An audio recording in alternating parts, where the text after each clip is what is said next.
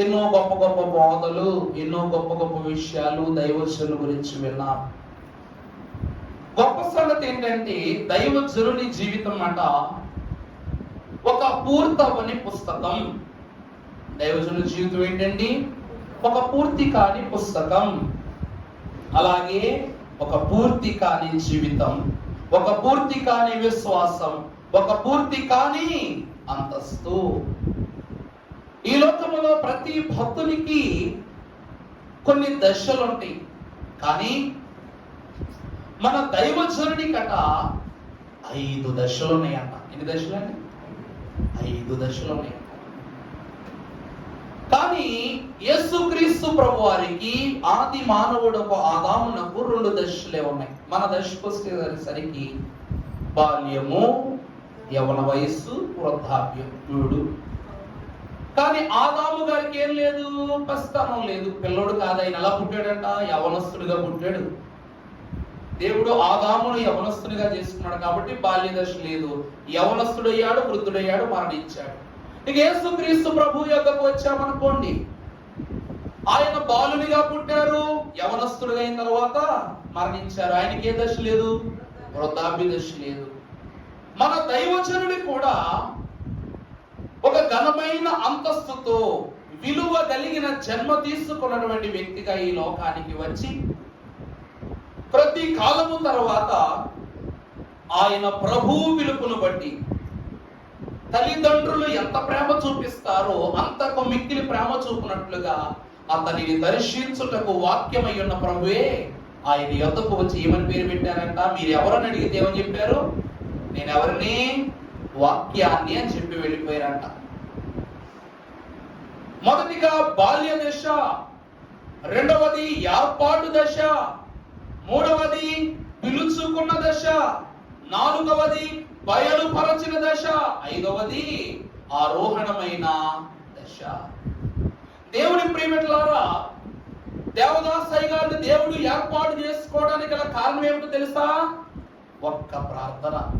ఏంటండి? ఒక్క ప్రార్థన. అందుకే పాడుకుంటాం, ప్రార్థన వినేని పావనుడా, ప్రార్థన మాకు నేర్పుమయ్యా. ప్రార్థన వినేని పావనుడా, ప్రార్థన మాకు నేర్పుమయ్యా. శ్రేష్టమైన భావము గూర్చి శిష్య బృందముకు నేర్పితివి. శ్రేష్టమైన భావము గూర్చి శిష్య బృందముకు నేర్పితివి. ఓన నిన్ను ప్రణుతింతుముని పరలోక ప్రార్థన నేర్పుమయ్యా. పరమున నిన్ను ప్రణుతింతుము ప్రియము, పరలోక ప్రార్థన నేర్పుమయ్యా. ప్రార్థన వినేని పావనుడా, ప్రార్థన మాకు నేర్పుమయ్యా. దేవుడు ఎవరంటమ్మా? ప్రార్థన వినేది పావనుడు. రెండవది ప్రార్థనను మనకు నేర్పినవాడు. మూడవదిగా చూస్తే శ్రేష్టమైన భావమును కూర్చి ఎవరికి నేర్పించాడట? శిష్య బృందమునకు నేర్పితివి. పరమున నిన్ను ప్రణుతించెదా ప్రియముగా, పరలోక ప్రార్థన మాకు. పరలోక ప్రార్థనలో దేవుని స్తుతించి పరలోకమున ప్రభువును స్తుతించడము ఎలా అని నేర్పింది యేసుక్రీస్తు ప్రభు. అయితే నువ్వు పరలోకము వెళ్ళటము ఎలా అని నేర్పించినదే ఏ మిషను? Bible machine. ఆ ప్రార్థనే దైవజనుని బట్టి దేవుణ్ణి ఆకర్షించింది, వధువు సంఘాన్ని ఆకర్షించింది, 24 పెద్దలను ఆకర్షించింది, దూతలను ఆకర్షించింది. ఇన్నాళ్ళు మేము చేసిన ప్రార్థన ఈ ప్రార్థన ముందు సమాధానము అనిపించిందట. దేవుని ప్రియబిడ్డలారా, అందరూ ఎవరు ప్రార్థన చేస్తారు? దూతలకు వేరే పని ఉండదంట. దేవునిని ఎప్పుడూ స్తుతించటమే. కొత్తగా ఆలోచిస్తాయా? ఆలోచించరు. ఎందుకంటే దేవుడు మీకు స్తుతి అనే పని అప్పచెప్పాడు కాబట్టి స్తుతి చేయటమే. 24 పెద్దలు వారి వారి యొక్క కిరీటములను ప్రభు యొక్క పాదముల మీద పెట్టి సాష్టాంగపడి ప్రభువుకు యుగ యుగములకు నువ్వెవరు స్తోత్రార్హుడు అని చెప్పి ప్రభువుకు నిత్యము మహిమ ప్రకటిస్తారట. అది వారి పని. పరదేశంలో రక్షితులకు భక్తులు విజ్ఞాపన చేస్తారట. భూలోక సంగమ ఆరోహణము కొరకు సిద్ధపరచబడుమని ఆరోహణమును బట్టి ఏం చేస్తారట? విజ్ఞాపన చేస్తారట. మనం ఇప్పుడు ఎవరు ప్రార్థన చేసుకుంటామంటే, అయ్యా కాలు నొప్పో, అయ్యా ఏళ్ళు నొప్పో, తలనొప్పో, ఒళ్ళు నొప్పో, ఇంకేదో నొప్పో ప్రార్థన చేసుకుంటాం. ఎందుకంటే అమ్మా బాధపడబడుతున్నా, ఇప్పుడు చెప్తున్నా, ఇది మనకు అప్పగింపబడిన బాధ్యత కాబట్టి. వాక్యం ఉంది కదా, మీలో ఎవరికైనా అనారోగ్యము చేకూరిన ఎడల సంఘపు పెద్దలను తీసుకుని వెళ్ళి వారిని గురించి తైలము రాసి ప్రార్థించుకుని ప్రభువే వాక్యంలో రాయించారు. మనము చేసే ప్రార్థన ఖచ్చితమైనదే, నిశ్చయత కలిగినదే, క్రమమైన ప్రార్థనే. కానీ దైవజనుడు ఆ ప్రార్థన చేయలేదు. యోధశేఖర్ ఏం చేయలేదంట? ప్రార్థన చేయలేదు. 6వ సంవత్సరంలోనే ఆయన దేవుని యొక్క మహిమను సంపాదించుకున్నారు. 11 సంవత్సరములు ఆయన దగ్గరికి వచ్చేసరికి బాల్య వయస్సులోని ఒక లూథరన్ కాన్ఫరెన్స్ జరుగుతూ ఉన్నప్పుడు గొప్ప గొప్ప బిషప్పులైన వారు, పోపులైన వారు సమూహముగా కూడుకొని ప్రార్థన చేసుకుంటూ ఉన్నప్పుడు దైవజనులే దేవదాసయ్య గారు పిల్లవాడుగా ఉన్నప్పుడు ఒక ప్రార్థన అందించారట. అప్పుడు అయ్య గారు ఏ ప్రార్థన చేశారట? దేవా, ఈ వయస్సులో, ఇప్పుడు నేను ఏ వయస్సులో ఉన్నానో ఆ వయస్సులో నువ్వు ఎలా జీవించావో, ఎలా ప్రార్థించావో, ఎలా నడిచావో, ఎలా దేవునితో సహవాసం చేస్తావో, ఎంత విలువను గడించి పెట్టుకున్నావో అంతా ఏమివో నాకు ఇవ్వు అని ప్రార్థన చేసుకున్నారంట. అపోస్తలుడైన పౌలు భక్తుడు క్రీస్తు శిలువ యొక్క శ్రమలను బట్టి ఏమన్నాడు? నేను క్రీస్తుతో కూడా శిలువ వేయబడ్డాను. పౌలు అంటాడు, నేను నిందారహితుని అంటాడు. పౌలు నిందారహితుడా? ఎంతమంది ప్రాణాలను, రక్తాలను, రక్తపు కుండలతో నిన్న ఉన్నటువంటి దేహాల మీద అతడు దండయాత్రలు చేశాడు. అయినా పౌలు ఏమంటాడు? నిందారహితుడు అంటాడు. ఎందుకు అంటే పౌలు చేసినది పాపము కాదు, ప్రక్షాళన. ఏమిటండి? ప్రక్షాళన. ఆలోచన సభలో దేవదేవునికి ఎన్నో ప్రశ్నలు ఉన్నాయి, బయటకు మాట్లాడుకోరు. కానీ మనకు చాలా మంది చెప్పరు, కానీ బైబిల్ విషయాలు బోధిస్తారు. ఏమిటంటే నోవహు కాలములో నువ్వు చేసావే అని అడుగుతారు. ప్రభుని అడిగి ఏమని అడిగినట్ట? నోవహు కాలంలో ఒక్క నోవహు కుటుంబాన్ని తప్ప మిగిలిన వాళ్ళందరినీ హతమార్చేసావు జలప్రలయములో, మరి అదేంటి అని అడిగితే ప్రభు చెప్పిన సమాధానం ఏంటి? ప్రక్షాళన. ఏమిటండి? మరి అదే ప్రక్షాళనలో నోవహు నీతిమంతుడు కాబట్టి నోవహును ఒక్కరినే కాపాడుకోవాలా, మరి నోవహు కుటుంబాన్ని ఎందుకు కాపాడావు అని అడిగినప్పుడు వరుని అంతస్తు సిద్ధపడాలి అంటే వధువు అంతస్తు కూడా ఏమవ్వాలి? సిద్ధపడాలి. దేవుని ప్రియమిత్రులారా, దైవజనులైనటువంటి దేవదాసయ్య గారు దేవుని యొక్క ఫలమును బట్టి ఈ లోకమున ఘనపరిచిన విధానములను మనము ధ్యానము చేసుకుంటే దైవజనుడు చేసిన ప్రార్థనట పరలోకపు పునాదులను కదిలించిందట. విజ్ఞాపన చేయి మహాభక్తుల యొక్క ప్రార్థనను కదిలించిందట. వాళ్ళ విధేయతను కదిలించిందట. రక్షితుల మోక్షలోక భక్తుల యొక్క ప్రార్థనలను దాటిపోయిందట. దానియేలు ప్రార్థన దాటిందట, యోబు ప్రార్థన దాటిందట, అబ్రహాము విశ్వాసమును కూడా దాటి ఎక్కడికి వెళ్ళిపోయి చెప్పండి? అందరి ప్రార్థనలు ప్రభు పాదాల దగ్గరికి వెళ్తాయి. దైవజనుని ప్రార్థన ఎక్కడికి వెళ్ళిందట? ప్రభు హృదయంలోనికి వెళ్ళిపోయింది. అప్పటి వరకు సాష్టాంగపడిన 24 పెద్దల యొక్క మహిమ ఈ ప్రార్థన వల్ల ఏమైపోయింది చెప్పండి? ఎవరా మహాభక్తుడు? ఎంత గేల ప్రభుతో సహవాసము చేసిన మా ప్రార్థనలు ఆయన ప్రార్థన ముందు ఏం కాలేదు, నిలబడలేదు. ఎవరా భక్తుడు అన్నారట. అప్పుడు ఆ దినము తరువాత దేవుడు వాక్యముగా దర్శనం ఇవ్వడం ప్రారంభించాడు. ఎవరికి? దైవజనునికి. ప్రతి విషయములోనూ, ప్రతి చిన్న సంగతిలోనూ ఏమన్నారు? ఎందుకంటే దైవజనుడు ఏమన్నారు? ఆయన ప్రార్థన చేసిందే కదా ప్రభు చేసింది. అయ్యగారట నారింజ చెట్టునో చింత చెట్టునో కొయ్యడానికి రాయి వేశారట. వెంటనే ఏమన్నారు ప్రభు? ఆ దేవదాసు తప్పు చేయకూడదు, అది నీది కాదు, పరాయి వాళ్ళది నువ్వు ఆశించకూడదు అని చెప్పినప్పుడు ఆపేస్తారు. ఎందుకు? దైవజనుడు ఏమని ప్రార్థన చేసుకున్నారు? ఈ వయస్సులో నేను ఎలా ఉన్నానో, ఈ వయస్సులో నేను ఎలా బలపడుతున్నానో, నీ వయస్సులో ఎంత బలంగా ఉన్నావు, అతి దీవెన నాకు ఇవ్వనన్నారు. అంటే ఈ దినము నుండి ప్రభు వ్యక్తిత్వము నాకు రావాలని ప్రార్థన చేసుకున్నారు. కాబట్టి ప్రభు ఎవరింటి దగ్గర చింతకాయలు కొట్టారా? కొట్ల. అందుకే ఏం చేశారట? యేసు ప్రభు ఈ పని చేయలేదు కాబట్టి నువ్వు నీ పని చెయ్యకు. ఏ రీతిగా బాప్తిస్మం పొందుకొనబోయేటువంటి యేసు ప్రభువును ఇతడే నా ప్రియ కుమారుడు అన్నారు. ఆ కుమారుడి కోసము పరిశుద్ధాత్మ దేవుడు స్వరమును పంపి పౌరమును పంపితే ఈ కుమారుడి కోసము దేవుడు ఎలా వచ్చారట?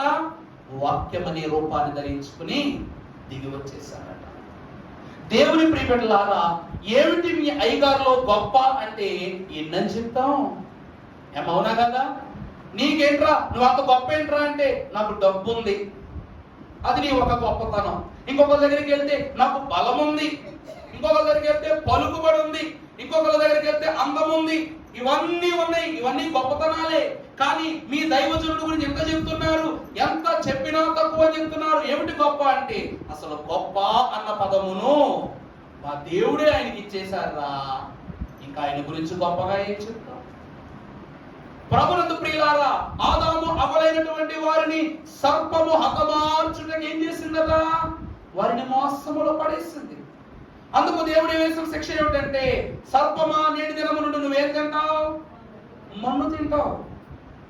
ఈ మన్ను తిన్నటువంటి సర్పమును కొత్త నిబంధనకు వచ్చిన తర్వాత యేసు క్రీస్తు ప్రభు వారిని సాతాను ఏమన్నాడు? ఆ రాళ్లను రొట్టెలు చేసుకుని తినమన్నాడు. అంటే నన్ను మన్ను తినమన్నాడు కాబట్టి సాతాను ఏం చేసినాడు? యేసు ప్రభువును, ఆ దేవుడు నన్ను మన్ను తినమన్నాడు, నా బ్రతుకున్నట్టు చేశాడు కాబట్టి ఈ దేవుని కుమారుడికి నేను మన్ను తినిపిస్తానని ఆ రాళ్లను రొట్టె చేసుకుని తినమన్నదంట. ఈ విషయములన్నీ విజ్ఞాపనముతో చూచినటువంటి దైవజనుడు సర్పమునకు మన్ను తినే శిక్ష నుండి ఏ శిక్ష చేశాడంట? రాయికి కొట్టుకుని చచ్చిపో. దేవుని యొక్క హృదయమును అర్థము చేసుకున్న వాడి నిజమైన భక్తుడు. నిజమే, పౌలు భక్తుడు గొప్ప సువార్త చేశాడు. మనం చదువుకున్న పాఠ్య భాగం కూడా చూసినట్లయితే రోమీలకు రాసిన పత్రిక 10వ అధ్యాయం 13వ వచనం చదువుకుంటే అక్కడ ఒక ఆశీర్వాదకరమైన మాట పౌలు మొదటిగానే వ్రాయించారు. ఎందుకు అనగా ప్రభువు నామమును బట్టి ప్రార్థన చేయవాడెవడు? చదువుమా. వారు విశ్వసింపని వానికి, బాగా గమనించండి ఏమని రాస్తుంది? వారు విశ్వసింపని వారికి ఎట్లు ప్రార్థన చేయుదురు? మొదటి మాట. తర్వాత వినని వారిని ఎట్లు విశ్వసించుదురు? కనిపించువాడు లేకుండా, ప్రకటించువాడు లేకుండా వారెట్లు విందురు? ప్రకటించని వారు పంపబడని ఎడల ప్రకటించుదురు.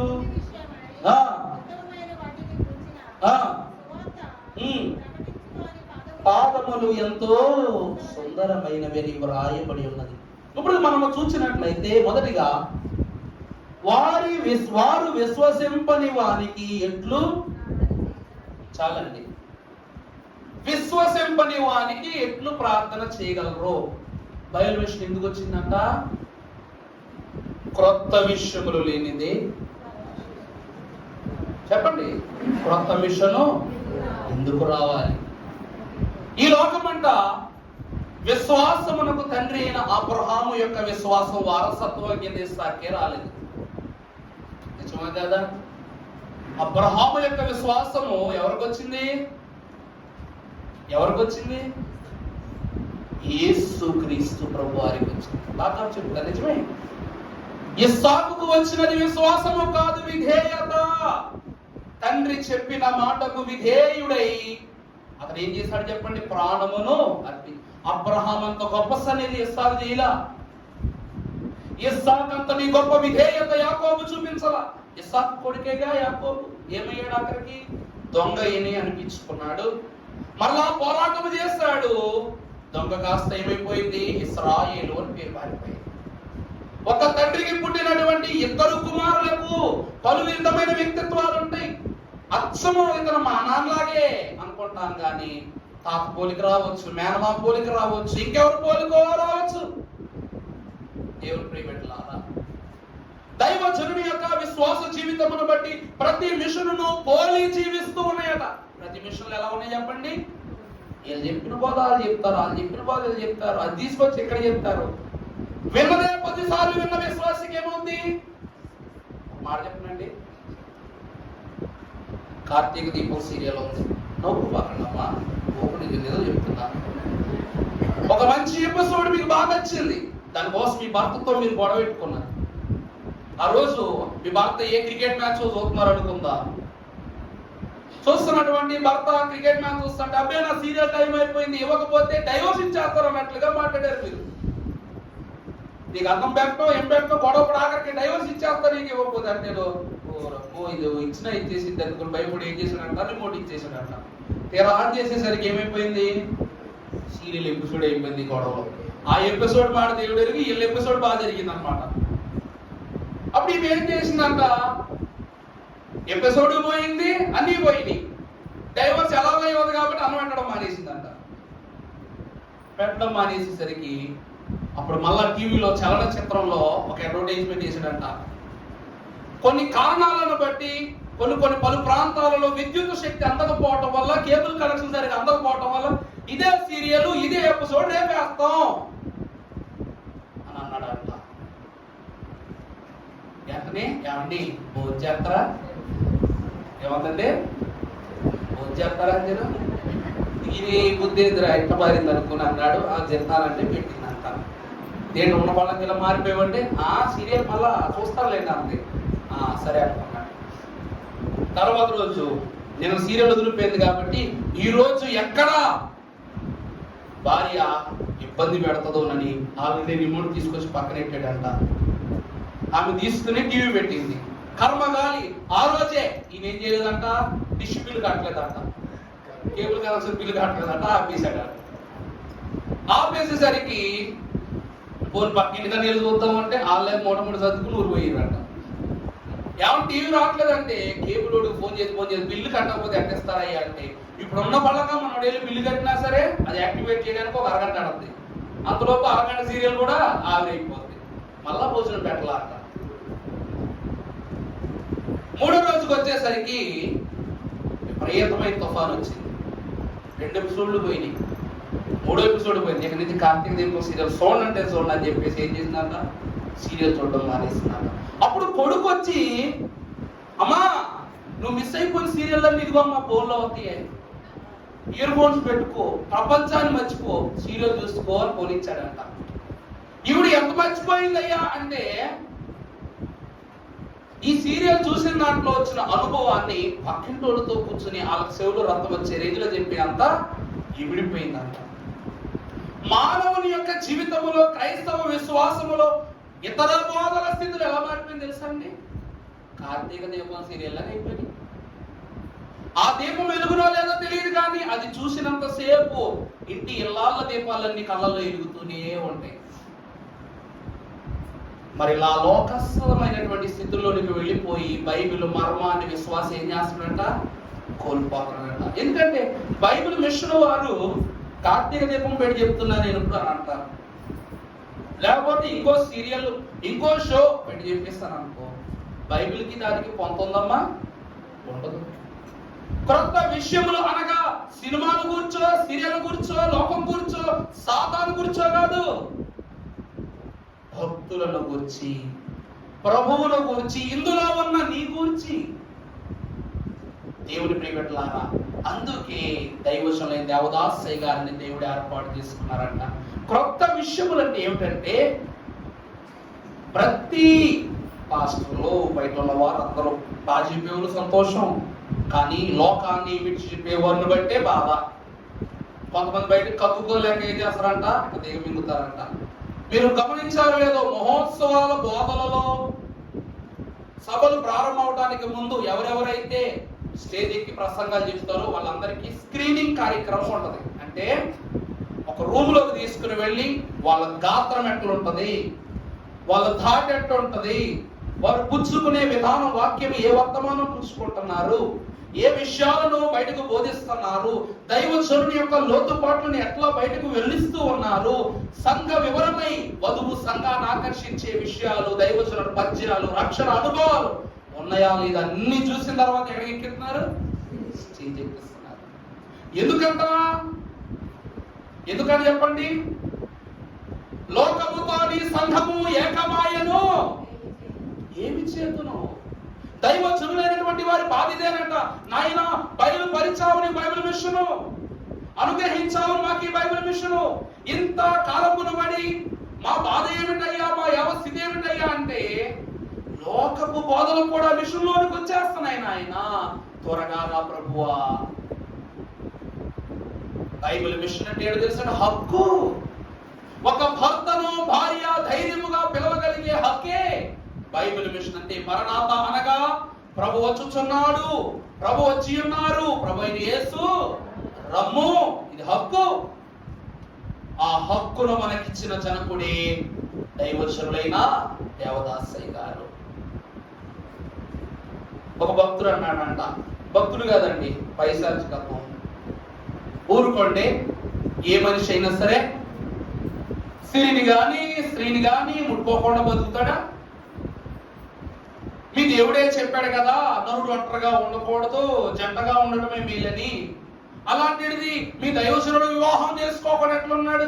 మీ దేవుడు చెప్పిన సిద్ధాంతమే కదా, అయినా ఆయన చేసుకోలేదంటే దైవ విరుద్ధమైన పనే కదా అని ఒక ప్రశ్న వేశాడు. రెండవది, సిరి ధనం మూలం ఇదం జగత్ అంటారంటే అన్ని పనులకు ధనం ఏమై ఉన్నది? ఆధారమై ఉన్నది. అది లేదే నాయన అంత కన్నీరు దారుస్తాను బాబు, నీ ఎదురుగా ఏడుస్తాను నాయన, దాన్ని ఇస్తావంటే ఎవరైనా ఇస్తారా? ఇక్కడికి ఈ లోకం ఎట్ట మారిపోయిందంటే మీకు తెలియదమ్మా, కొన్ని ఏరియాల్లో ఒక పొలిటికల్ లీడర్ కొంతమంది చనిపోయారు అనుకో, ఏడుపు రాకపోతే డబ్బులు ఇచ్చేయమంటారు. ఎంత ఘోరం తెలుసు అది. అంటే వాళ్ళందరూ డబ్బు, ఇప్పుడు జనాలకు ఎట్లా డబ్బులు ఇచ్చి కొన్ని చోట్ల చేయకొట్టిస్తారు, అలాగే ఏం చేస్తారంట, చూసే వాళ్ళందరూ వీళ్ళు మహానాయకుడు అనిపించుకోవాలి కాబట్టి ఏం చేస్తారంట, వాళ్ళు ఏడుపు కింద లెక్క కడతారు. దేవుడు తన పాద సన్నిధిలో కన్నీళ్లు కార్చండి అయ్యా అంటే వాళ్ళందరూ ఏం చేస్తున్నారు? డబ్బులు పుచ్చుకుని దానికి ఇప్పటి వరకు ఏది అమ్ముడుపోలేదు, అన్ని శరీరంలో అన్ని భాగాలు అమ్ముడైపోయింది, కానీ కన్నీళ్ళే అమ్ముడవలేదు అనుకున్నా అది కూడా జరిగిపోయింది. ఇట్లాగా లోకం ఉన్నదట.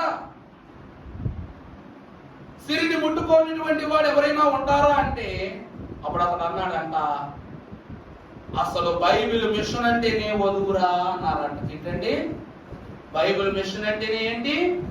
వధువు. దేవుని యొక్క వాక్యాన్ని బట్టి ఎవరు మీకు చెప్పింది మా దైవజనుడు వివాహం చేసుకోలేదని? యేసు క్రీస్తు ప్రభువారు ఒంటరిగా ఉన్నారు అంటే ఆయన తన జీవిత కాలమునందు ఈ లోకమున మనుష్యునిగా వచ్చి ప్రతి ఒక్కరిలో సహోదర ప్రేమను చూపించారు. మరలా తిరిగి రెండవసారి వచ్చేటప్పుడు ఆయన ఎలా వస్తున్నారంట? వరుడుగా రాబోతున్నారు. అప్పుడు మేము ఏమైపోతాం? వధువైపోతాం.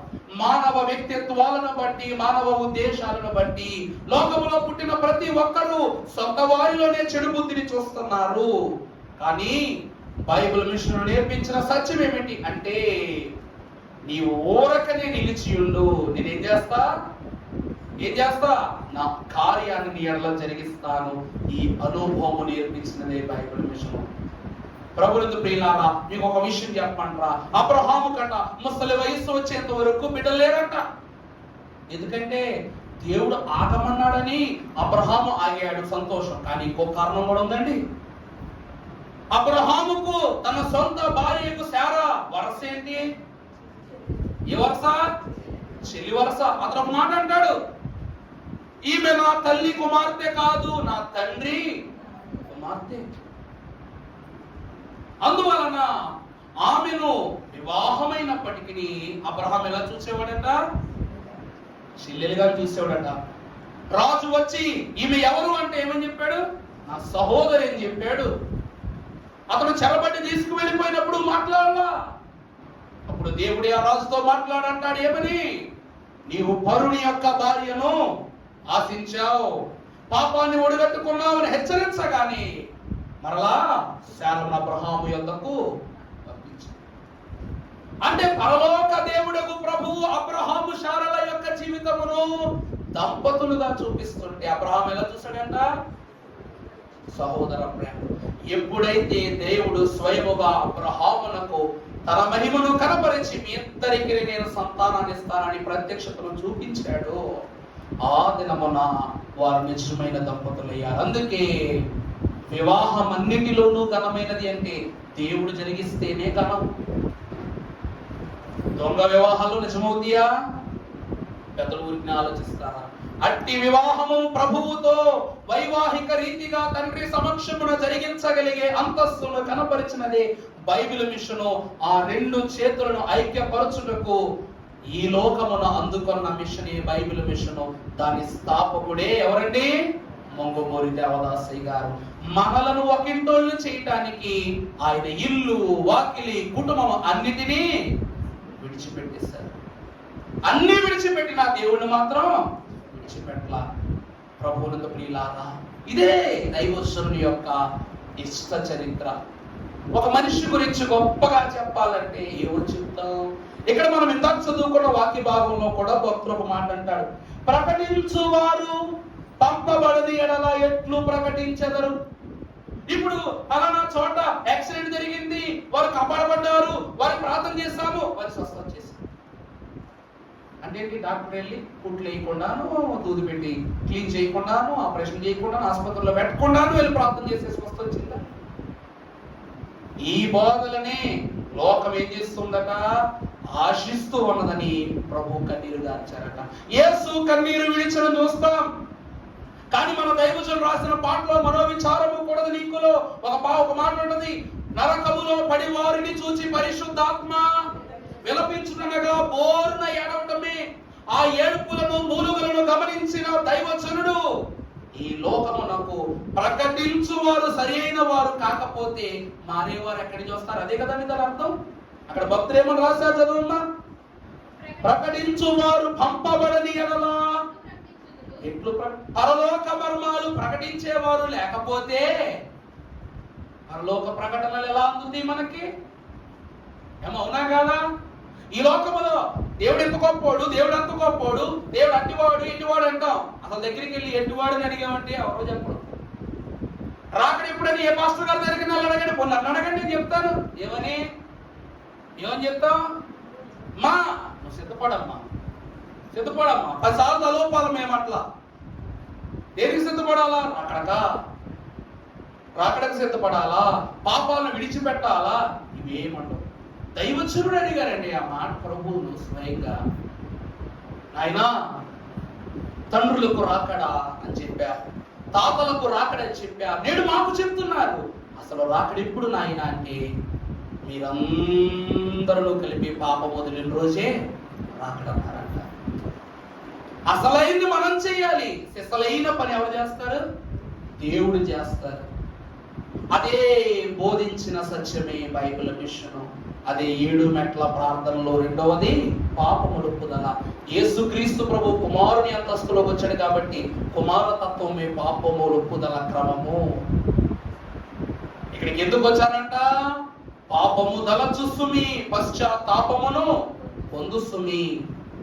అయ్యగారు ఒక మాట ఆంధ్రప్రదేశ్ కీర్తనలో రాస్తూ అంటారు మాట, ఈ ధర నమ్మకుమి దిక్కున శోధనలుండు సుమి, ఈ ధర నమ్మకుమి దిక్కున శోధనలుండు సుమి, శోధన మాన్పెడి యేసును నమ్మి శ్రద్ధగా నుండు సుమి, శోధన మాన్పెడి యేసును నమ్మి శ్రద్ధగా నుండు సుమి, పాపము తలచు సుమి పశ్చాత్తాపమునందు సుమి, దాపని యేసుని పాదంబులబడి పాపము వీడు సుమి. చాలు. పాపము తలచకు సుమి, పశ్చాత్తాపమును పొందు సుమి, దాపరి నా యేసుడే అని ఆయన పాదాల మీద పడి పాపములను వీడు సుమి. అందుకే దైవజనులు మన క్రైస్తవ కీర్తనలు రాస్తూ ఉన్నారు, పాప స్థలము నుండి నీ సువార్త కడపులను. మనకు 3 స్థలాలు ఉన్నాయి, చెప్పారు కదమ్మా, గుర్తుందా? మనకి ఎన్ని స్థలాలు ఉన్నాయి? 3 స్థలాలు ఉన్నాయంట బైబిల్ మిషన్ వాళ్ళకి. మొదటిది ఈ స్థలం, అంటే గుడి కాదమ్మా, మనం ఉన్న ఒక జీవితం ఒక స్థలం, దాన్ని పాప స్థలం అన్నారు. ఆ పాప స్థలము నుండి మనం ఎక్కడికి వెళ్ళాలి? రెండవదిగా పాద స్థలానికి వెళ్ళాలి. సంతోషం, దేవునికి మహిమ. రెండవది స్థలమమ్మా, పాద స్థలం. దేవుని పాదముల యొద్దకు వెళ్ళాలి. ఆయన పాదములను పట్టి మ్రొక్కి మన పాపం విడిచిపెడితే ఆయన ఎక్కడ నడిపిస్తారట? ఉత్తమ స్థలం నడిపిస్తారు. భూమిలో పరమాత్మ నడుపుచుండము ఉత్తమ స్థలమును.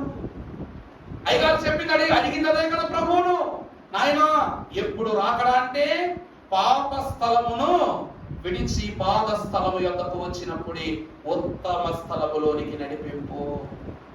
దేవుని ప్రియమిట్లారా, సాతానును గద్దించే సూత్రాలు పుస్తకాల్లో కాదు, మీ హృదయాల్లో ఉండాలి.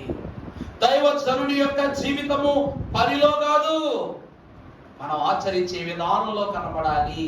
దైవజనులే దేవదాసయ్య గారు వస్తూ ఉంటే ఆయన ఎలా బ్రతుకుతున్నాడు, ఎలా ఉంటున్నాడు, ఏం చేస్తున్నాడు, ఎలా తిరుగుతున్నాడు, పాపం అంత వయస్సులో ఈయనకి ఎన్ని స్వార్థ యాత్రలు అని అందరూ అనుకునేవారంట. అమ్మా అవునా కదా? వంట చేసేవాళ్ళు అయ్యగారి దగ్గర లేరు, బట్టలు ఉతికేవాళ్ళు లేరు, పోని బండి మీద సైకిల్ మీద తీసుకెళ్లేవాళ్ళు లేరు, పోని సర్లేవయ్యా ఈ అన్నవన్నా తినని చెప్పేవాళ్ళు లేరు, పెట్టేవాళ్ళు లేరు. ఎవరు అనుకుంటారో వాళ్ళు కూడా మొదలెట్టరు, ఇలాగంటా ఉంటూ ఉండేవారంట. కానీ పాప పిచ్చోళ్ళు ఆమెకేం తెలుసు? పరలోకమే ఆయనకి ఏం చేసేది? పరిచయం చేసేది. అయ్యగారు ఒక్క రోజు కూడా వేసిన దుస్తు వేసేవారు కాదంట. అయ్యగారు ఏంటండి, ఈ రోజు వేసుకున్నటువంటి లాంచ్ పంచ మరలా రేపు వేసుకున్నారు కదంట. రోజు కొత్త బట్టలే. ఆయన నిత్య పెండ్లి కుమారుడుగా సిద్ధపడిన వాడు. దేవుని ప్రియమిట్లారా, ఒక రోజట సువార్త యాత్ర నిమిత్తము, నాకు సరిగా నెంబర్ తెలియదు, ఎందుకంటే ఆ కాలంలో డబ్బు ఇప్పుడైతే పత్రికలకి ఎంత అవుతాయి అన్నామంటే 1000 రూపాయలు 2000 అవుతాయి పత్రికలు కొనాలంటే. ఆ కాల దైవజన కాలంలో అర్ధ అణాల కాలం కాబట్టి మనకి సరిగా తెలియదు. కొంత డబ్బు అవసరమైంది. ఈ సువార్త యాత్ర నిమిత్తము అన్ని అయ్యగారి యొక్క తోటి వారైన వారు ఏర్పాటు చేస్తారట. కానీ పత్రిక సేవకు కావాల్సినటువంటి పత్రికలు అచ్చు వేయించడానికి అప్పట్లో రాజమండ్రి టాప్ అండి.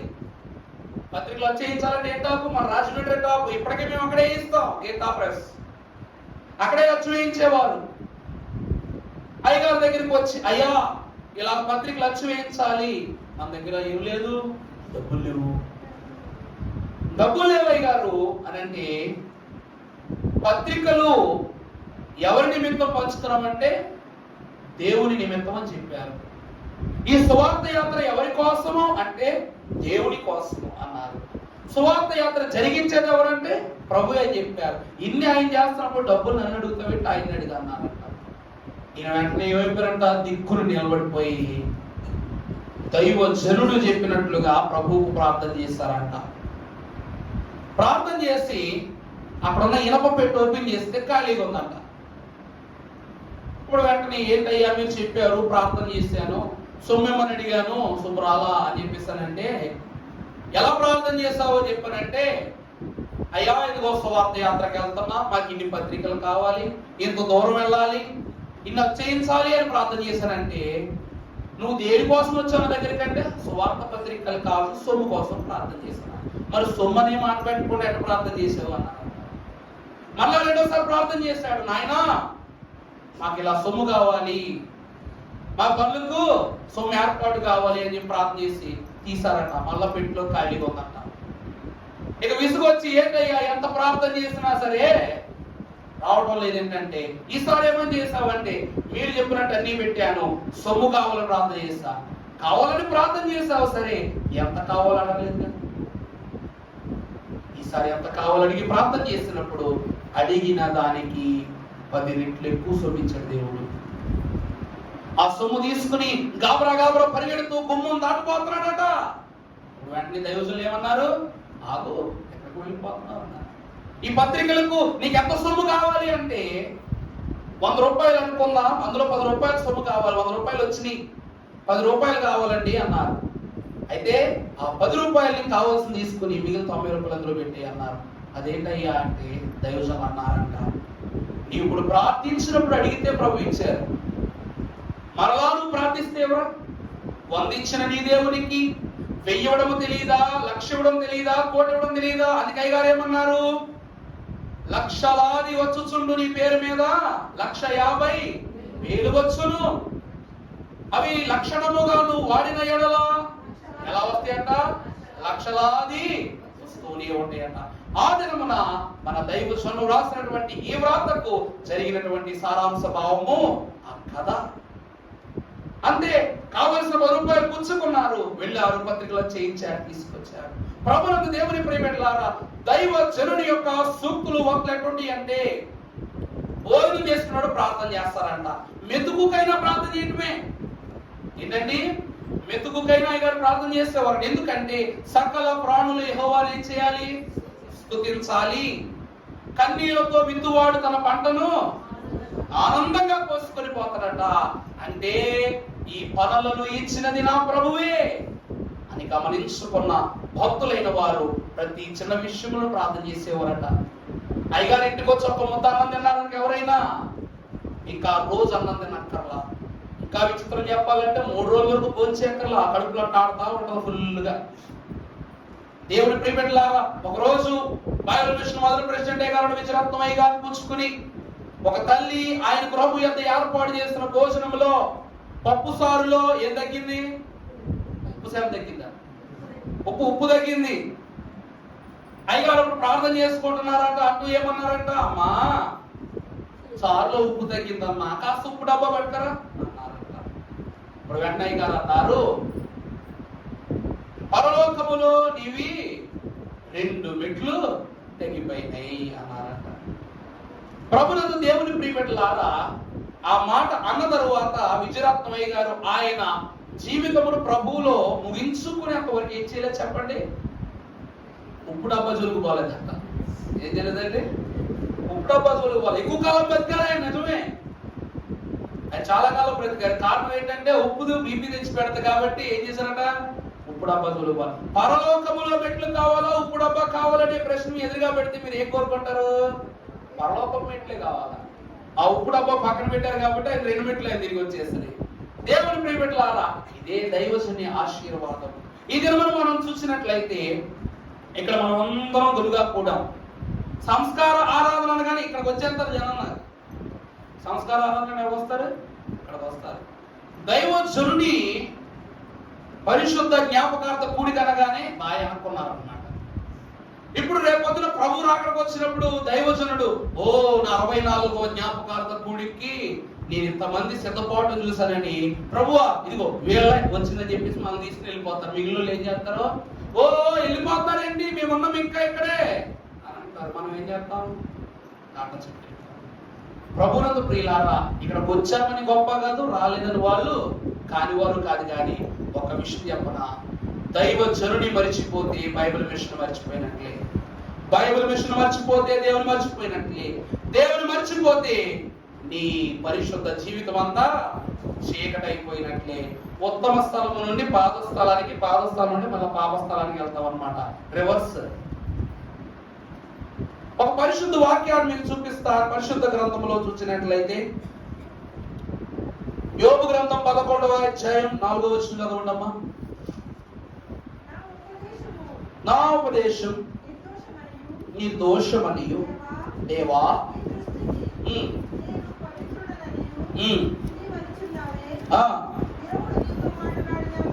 చాలండి. మొదటిదేంటి? కాదమ్మా, చదువు కదా. మొదటిది మాట్లాడిన దేవుడు.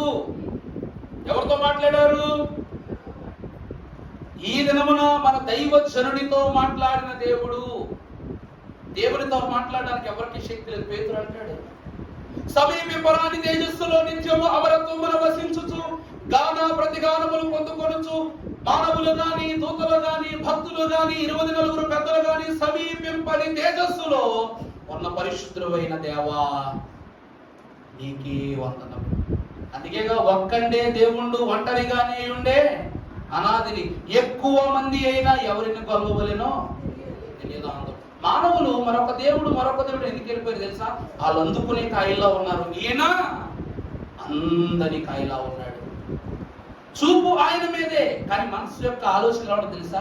చేతికి అందిన కాయలతో సంతృప్తి చెందే లోకమే ఈ లోకము. కానీ త్వరగా కనిపించే కాయలుగా కనిపించే వాటి కోసము ఎగబడి కష్టపడినట్లయితే రుచి చూస్తాం, అనుభవాన్ని చూస్తాం, ఆనందాన్ని చూస్తాం. అదే మన దేవుడు. మన దేవుడు ఎక్కడున్నారంట? అందరంత దూరాన అనాదిలో ఉన్నారంట. ఆయన కిందగా వచ్చిన వాళ్ళందరూ ఎక్కడున్నారంట?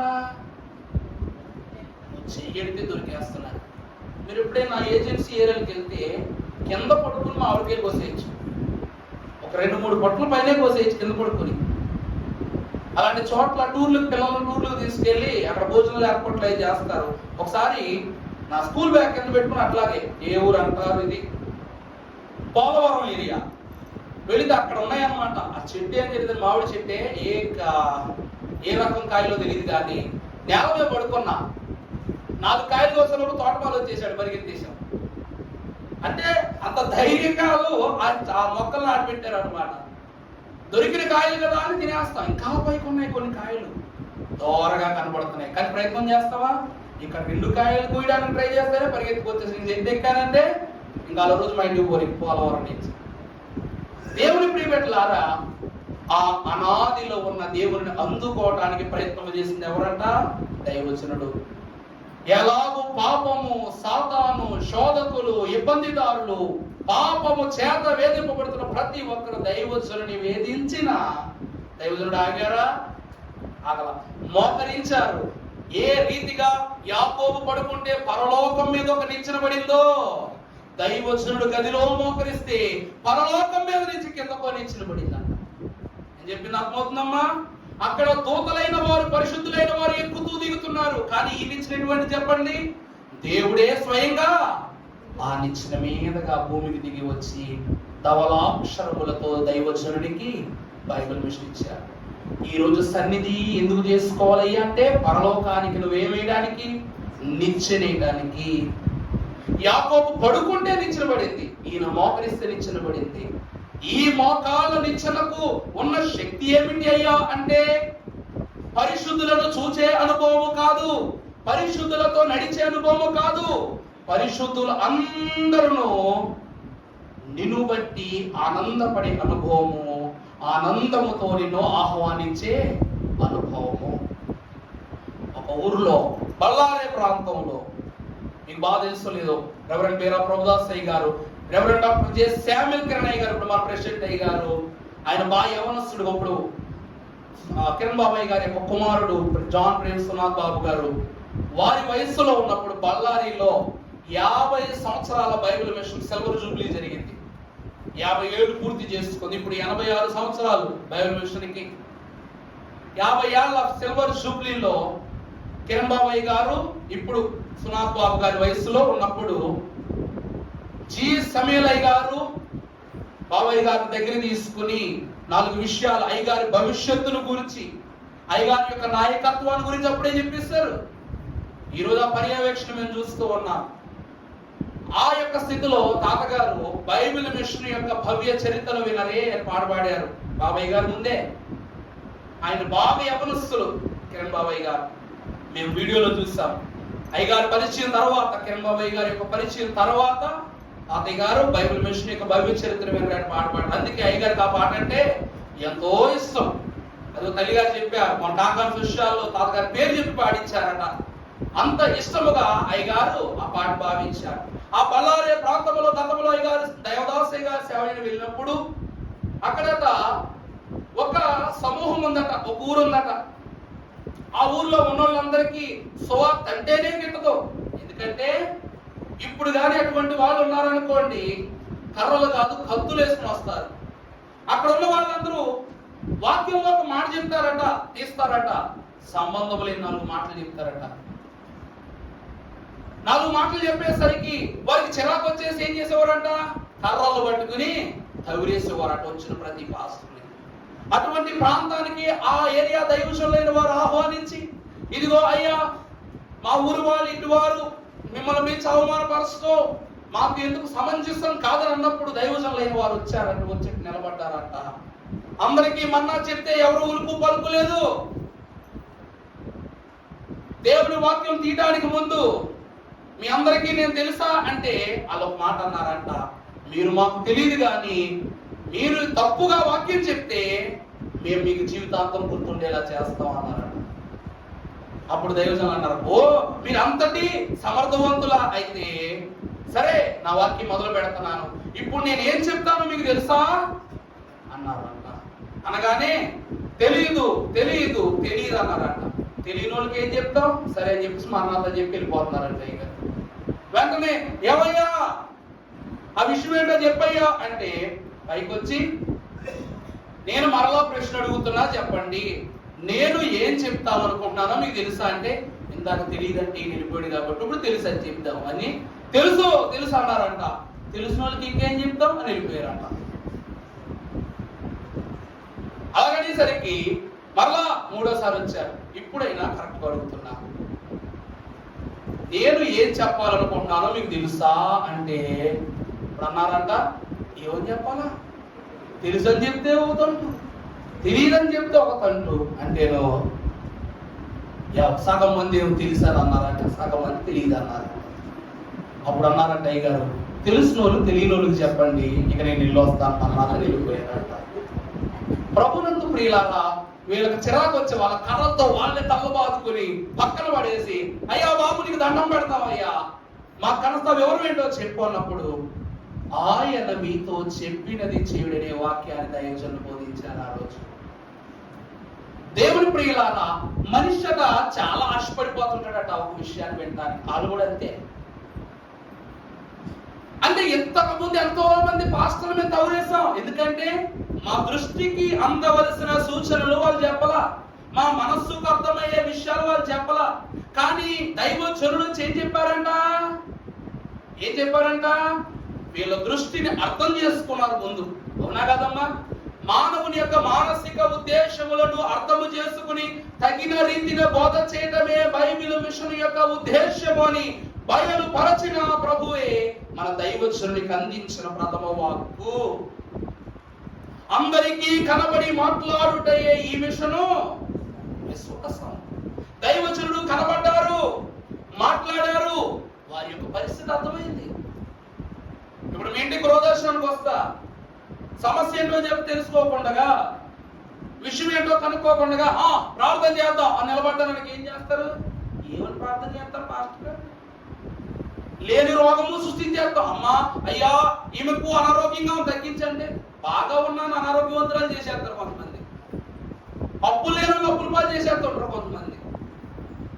ఏ రీతిగా చూసుకోవాలా ప్రియులారా, పరిస్థితి ఎట్లా మారిపోతుందట. దేవుడు బయలుపరిచిన ఎందుకో చెప్పనా, మాట్లాడి విశ్వాస యొక్క ఆత్మీయ స్థితిని కనుగొనడానికి. అందుకే దైవజనులతో దేవుడు మాట్లాడారు. అందుకే ఈ దినమున బైబిల్ మిషన్ వారు వాక్యము ద్వారా విశ్వాస మనస్సుల గురించి మాట్లాడుతున్నారు. ఇలా మాట్లాడితేనే హృదయాలు సరవుతాయి. ఆ ప్రాంతంలో దైవజనుడు ఏం సరి చేసి వెళ్ళారంట, ఆయన చెప్పిన మాటను బట్టి వారి హృదయాలను సరిచేసి వెళ్ళిపోయారంట. ఈ రోజు బళ్ళారి ప్రాంతంలో ఎంత గొప్ప బైబిల్ మిషన్ సేవ జరుగుతాయి. కర్ణాటకలో, ఒరిస్సాలో ఏరియాలో మీరు వెళ్తున్నారుగా. దేవుని ప్రియబిడ్డలారా, దైవజనుడు సామాన్యుడు అనుకొనుట సాతాను యొక్క తత్వం, కానీ అసామాన్యుడు అని చూపించటమే దేవుని యొక్క తంత్రం. దేవుడవు యెహోవాను దగ్గర నుండి చూచిన సాతానుకు దైవజనుని యొక్క మహిమ అర్థం కాలేదంట. అంత దీవించారు దేవుడు దైవజనుని.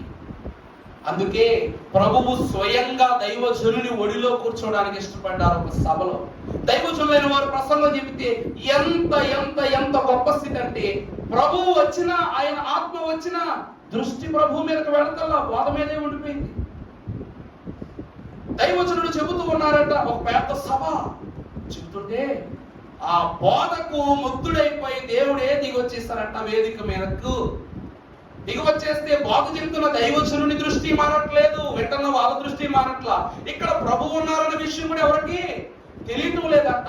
బోధంత అయిపోయిన తర్వాత దైవజనుని ఊసులోనే ఉన్నారు తప్ప ప్రభుని ఎవరు గమనించలా. అప్పుడు దైవజనుడు చూసి, ప్రభువా ఇప్పుడు వచ్చారు నాయన, మేము గమనించలా, క్షమించండి అంటే, క్షమించమని అడగవలనని నేను నిన్ను చెప్పలేదే, క్షమించమని అడగడానికి నువ్వు ఏం తప్పు చేశావు?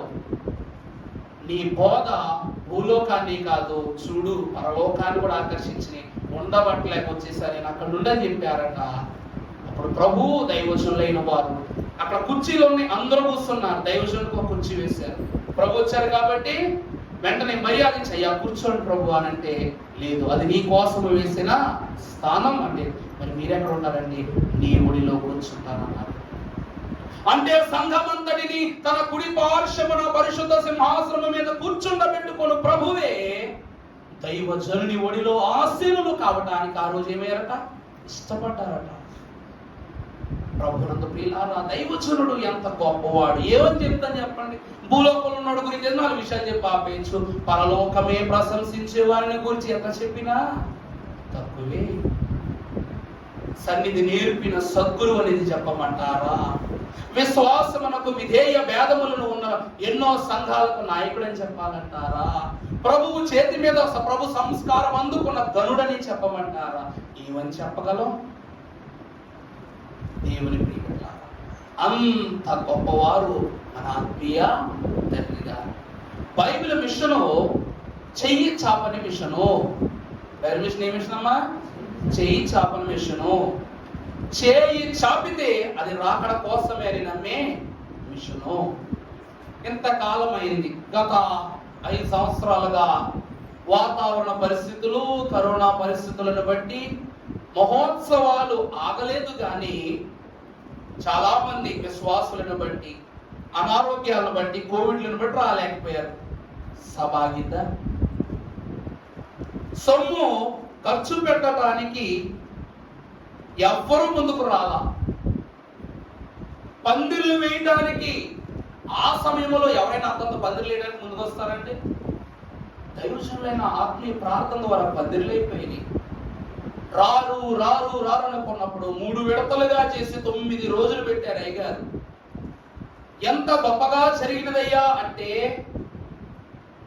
గత 2 సంవత్సరాల్లో వచ్చిన నష్టము కూడా ఈ సంవత్సరం కాక 10 సంవత్సరంలో వచ్చినటువంటి దేవుని సొమ్ముతో ఏమైపోయింది చెప్పండి? బదిలీ అయిపోయింది. ఇంకా ఈ అవసరం అంటారా? మహాసభలు ఎలా జరిగాయని మమ్మల్ని ఎవరైనా అడిగితే మేమేమని చెప్తాం తెలుసా? మా ప్రెసిడెంట్ అయ్య గారు నవ్వుని చెప్తాం మేము. ఆ ప్రెసిడెంట్ అయ్య గారి యొక్క కళ్ళలో ఉన్న తేజస్సును చూసి చెప్తాం. ఏమని? ఆయన నవ్వే ఈ మహోత్సవాల విజయానికి చిహ్నమని. ఎందుకంటే జి సమీలయ్య గారు ఏమని ఆశ్రయించారు? తేజోవంతమైనటువంటి సేవ చేస్తారట. కిరణ్ బాబు గారు ఏం చేస్తున్నారంటే ఇప్పుడు తేజోవంతమైన సేవ. అంత గొప్ప సేవ ఇది జరగడానికి గల కారణం ఏమిటి అయ్యా అంటే, ఆనాడు దైవజనుడికి వారు ఇచ్చిన ఆశ్రయం, బేతేలు వాసులు ఇచ్చిన ఆశ్రయం. దైవజనుడి కోసం గుండెలడ్డు పెట్టారు, గన్న తీసి గుండుతో కూడా కొట్టారు. ఎవరిని కాల్చలేదులేండి, మోహన్ చెప్తున్నా. కిరణబాబాయ్ గారి యొక్క తాతగారు రాజారావు గారు ఆయన ఏం చేసేవారట? రోజు తుపాకీ క్లీన్ చేసుకునేవారట ఇంటి బయట కూర్చొని. దైవజనుడిని బట్టి ఎవరు వ్యతిరేకించి గుంటూరులో సేవ స్థాపన చేయుటకు ఇష్టపడలేదో వారందరూ అయ్యగారికి వ్యతిరేకులై ఉన్నప్పుడు దైవజనుడు ఏం చేస్తారంట? మీ తేలుకురవాసుల యొక్కకు వస్తే ఆ దినమున తుపాకీ క్లీన్ చేసుకుంటున్న అయ్యగారు 2 గుండ్లు అందులో బిగించి గాలిలో తుపాకీ గాల్చి ఏం చేశారట? ఈ రోజు నుంచి ఈ ఆత్మకు మా దేహం అడ్డు. ఏమన్నారండి? ఈయన ఆత్మకు మా దేహం అడ్డు అన్నారు. అప్పటి దినములో దైవజనుడైన వాడు ఆ స్థలములో స్థిరపడ్డారు.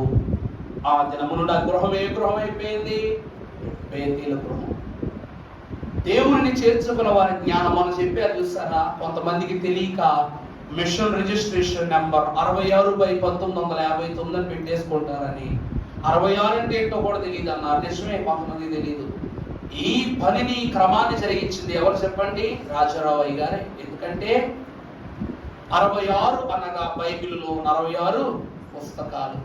ఇది బైబిల్ మిషన్ కాబట్టి బైబిల్లో ఉన్న ప్రతి పుస్తకము ఇందులో ఏమవుతుంది? లెక్కింపబడుతూ ఉంది. బైబిల్ మిషన్ ఆవిర్భవించిన తరువాత తాతగారి కాలములో పరమగీతము బోధించొద్దని, ప్రకటన గ్రంథమును బోధించొద్దని ఎన్నో గొడవలు జరిగాయి. అప్పుడు కలవచర్ల దేవదాసయ్య గారిలోనికి దైవజనులైన వారి ఆత్మ వచ్చేది. మీకు బాగా తెలుసు కదమ్మా. వారిలోనికి వచ్చి దైవజనులైన వారు మాట్లాడినప్పుడు ప్రకటన గ్రంథము, రాకడ గ్రంథము దాన్ని బోధించకపోతే ఏం చేయలేం? పరలోకంలో రాకడలో ఎత్తబడలేము. పరమగీతము ప్రభు యొక్క హృదయాన్ని అర్థము చేసుకునే పుస్తకము.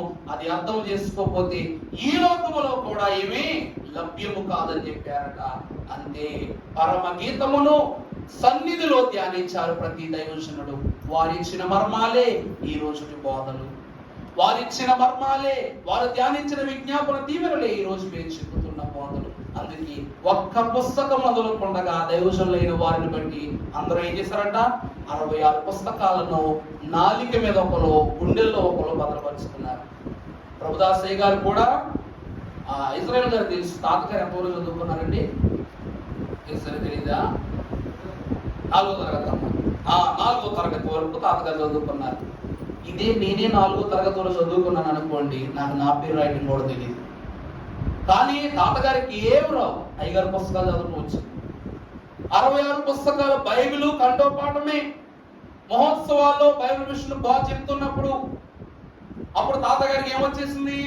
షుగర్ వచ్చేసిన. అప్పుడు ఇప్పట్లాగా సరే కదా అనుకుని స్టేజ్ దిగి వెళ్ళిపోదామంటే కుదరదు. అప్పుడు ఎలా ఉండే మహోత్సవాలు?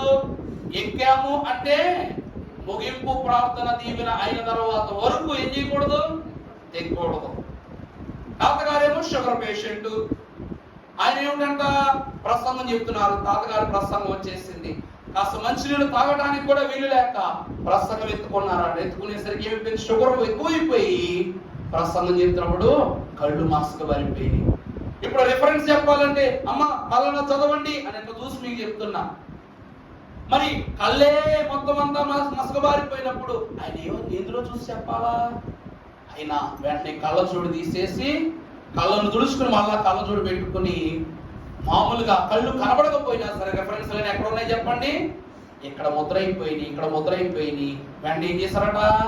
పలానా రెఫరెన్స్ చెప్పారు, దాని ప్రసంగం చెప్పి ఇలా తడుముకుంటూ వస్తున్నప్పుడు అక్కడ అయ్యగారు గమనించి ఏం చేశారట? ముందుకు తీసుకొచ్చి ఆయన తోటి దైవ సేవకులైన వారు తీసుకొచ్చి కూర్చోబెట్టి ఏమైంది ప్రభుదాస్ గారు అంటే షుగర్ డౌన్ అయిపోయినట్టుందండి అని చెప్పేసి అప్పుడు తర్వాత వెళ్ళి ఏం చేస్తారట? కాస్త భోజనం పుచ్చుకుని సద్దుమనుడయ్యారట. దేవుని ప్రియమిట్లారా, బైబిల్ మిషన్కు ఎప్పుడు ఆపద పొంచేవాడు తెలుసా మీకు? బైబిల్ మిషన్కి ఎప్పుడు ఆపద పొంచే ఉంటుంది. సాతాను ఏం చేస్తాడో తెలుసా? ఈ మిషన్ ఏం చేద్దాం రావడాన్ని ఆపలేకపోయాడు, దైవజనుడికి ఇవ్వడాన్ని ఆపలేకపోయాడు, మహాసభలను ఆపలేకపోతున్నాడు, సేనాయి శిబిరాలు జరుగుతున్నాయి అవి ఆపలేకపోతున్నాడు, ఏం ఆపలేకపోతున్నాడు. వీళ్ళ నోళ్ళనైనా ఆపేద్దామని బైబిల్ మిషన్ దైవజనులకు అనారోగ్యాలు తెప్పించడం మొదలు పెట్టాడంట.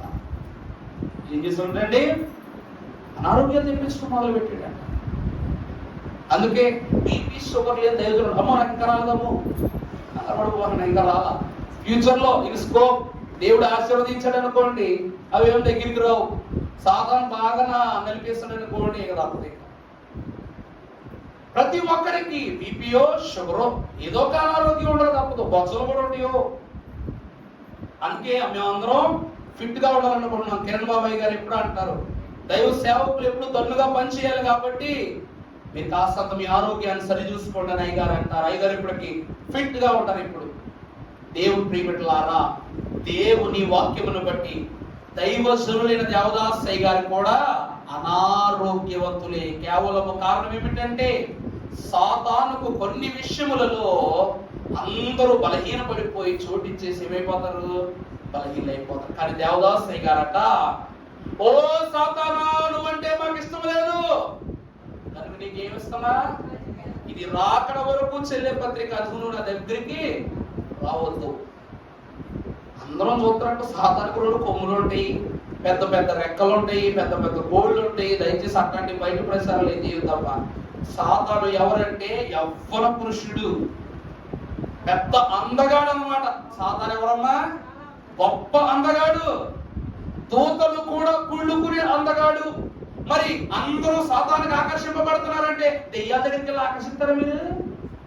సాతానికి ఆకర్షింపబడటం అంటే దెయ్యాన్ని చూస్తే ఊరవతల పరిగెడతాం. మరి సాతాను దెయ్యమని భావించిన మీరు ఎందుకు ఆకర్షింపబడుతున్నారు? వాడు గొప్ప అందగాడు కాబట్టి. సాతాను అందము ముందు మిఖాయిలు తలదించుకోవాల్సింది, స్తుతి ముందు దూతలు తలదించుకోవాల్సింది, అతని యొక్క యావత్ అంతస్తు ముందు ఎవరైనానో తలదించుకోవాల్సింది. ఎందుకంటే సాతాను బిరుదేంటి? తేజో నక్షత్రం. ఎవరండి?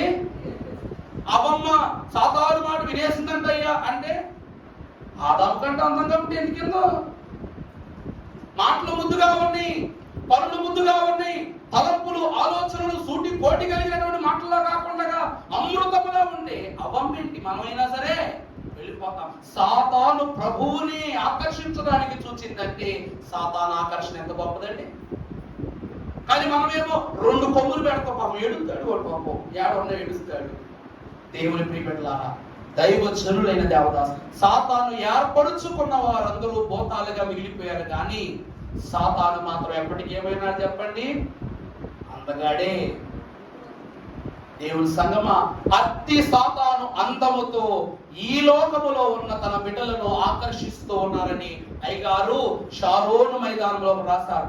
ఆ యొద్ద కంబు అంతర్ధానం వైపోవును, ఈ యొద్ద కంబు పోదు. ఇది ఓ సాతానా, నీ శరీర రూపాన్ని చూపిస్తున్నావు, నీ అందాన్ని చూపిస్తున్నావు, అది చూసి మేము పడిపోదాం అనుకుంటున్నావే, నీ అందం పోద్ది. పాతాళంలో పడితే ఏం పోద్ది? నీ అందం పోద్ది, నీ అధికారం పోద్ది, నీ జ్ఞానం పోద్ది, నీ లావణ్యము పోద్ది. కానీ మా దేవుడు మాకు ఆత్మీయ లావణ్యాన్ని అందించాడు. అవునా? అవునా? నీ రూపాలావణ్యములో నా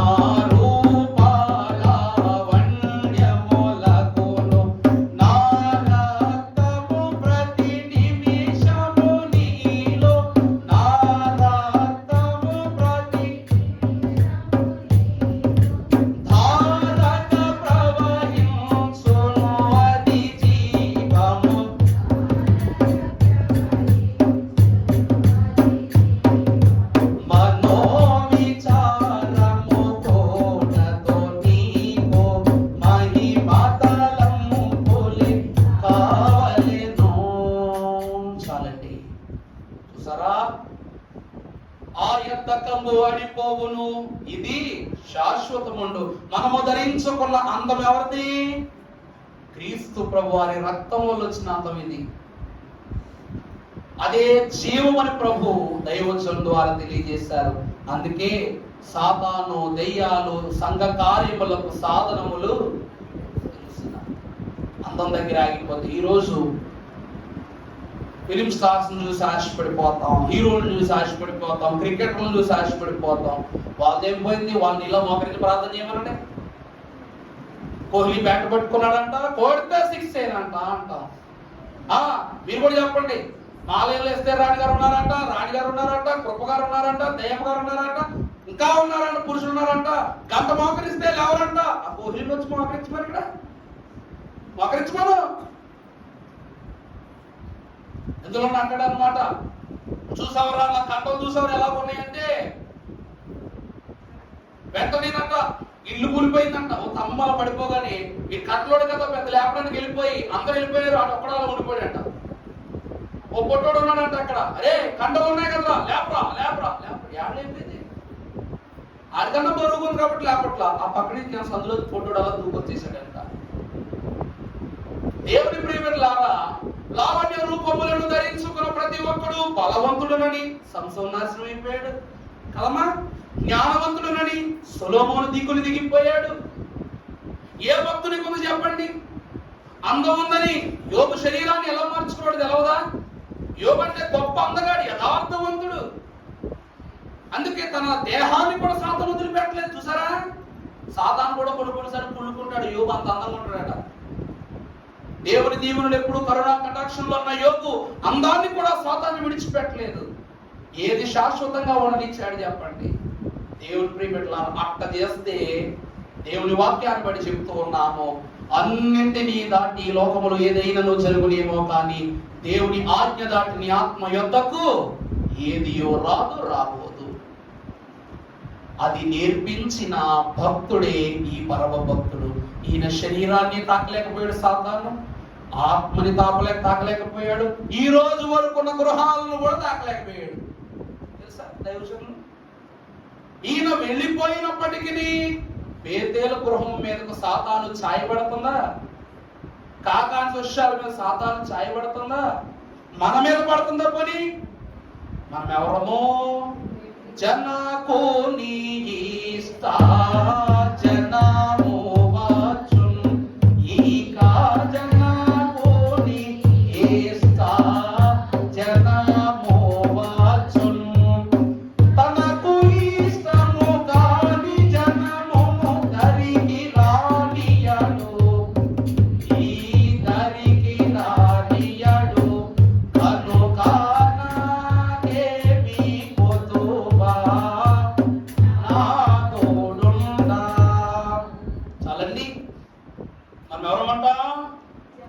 ఈ జనకునికి ఇష్టపరులమయ్యాము కాబట్టి ఆ జనకుని ఇష్ట జనంగా మార్చబడ్డాం. ఈ జనకునికి ఇష్టం కాకపోతే ఆ జనకుడి దగ్గర రానిస్తారా? అందుకే దైవజనుని ఇష్టజనముగా, దేవునికి ఇష్టజనముగా, బైబిల్ మిషన్కు ఇష్టజనముగా, వధువు సంఘ ఇష్ట సంఘముగా మార్చబడగలిగే ధన్యత ఈ జ్ఞాపకార్థ కూడికలో ఈ నీతిమంతుడు చేసిన ప్రార్థన, ప్రభువా నీవు నా వయస్సులో ఈ వయస్సులో ఎలా ఉన్నావో అలాగ నన్నును ఉండనివ్వు అని ప్రార్థన చేసుకున్నారు. ఇప్పుడు మనము అదే ప్రార్థన, తండ్రి మా జనకులైన వారు నీ పరిశుద్ధ హస్తములో పెంచి పోషింపబడినది మొదలుకొని ఆఖరి దినము వరకు ఎంత గొప్ప లక్ష్యం సంపాదించుకున్నారు, అవన్నీ మాకు అనుగ్రహించుమని మా ఇష్ట జనకుడును కనుడును శ్రేష్ఠుడైన యేసు నామములు మిక్కిలి వినయముగా ప్రతిమలాడి వేడుకొనుచున్న మా ప్రియ పరలోకపు తండ్రి, ఆమేన్. పరిశుద్ధుడా నీకు వందనములు. కృప చూపించిన దేవా నీకి స్తోత్రములు నాయన. తండ్రి, ఒక వ్యక్తిని గురించి గొప్పగా మాట్లాడటము తండ్రి వాక్యానుసారముగా పద్ధతి కాదు, కానీ నీ కుమారుడగు యేసు క్రీస్తు ప్రభువారు ఈ లోకమునందు పేతురు నువ్వు సంఘ సిద్ధపాటునకు పునాది అయి ఉన్నావన్నారు నాయన. సంఘ సిద్ధపాటుకు పేతురు పునాదిగా పనిచేస్తే సంఘ ఏర్పాటుకు తండ్రి పునాదిగా మా జనకులను ఏర్పాటు చేసిన దేవానికి స్తోత్రములు.